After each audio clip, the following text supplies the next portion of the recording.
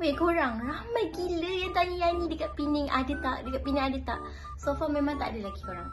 Tapi kalau korang duduk Pening, please jangan beli rumah lagi kalau korang tak nak rugi.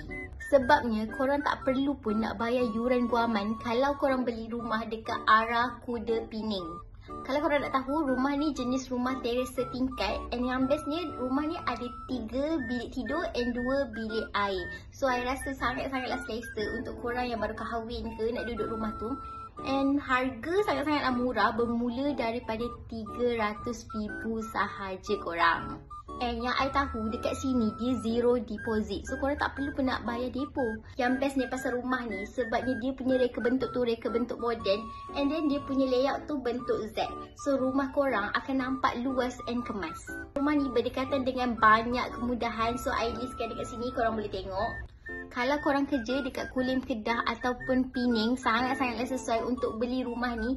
And rumah ni sebenarnya adalah projek township terbesar dekat Pening. So orang-orang Pening dan Kulim, pergilah tengok rumah ni kalau korang nak rumah yang best-best untuk korang duduk seumur hidup korang.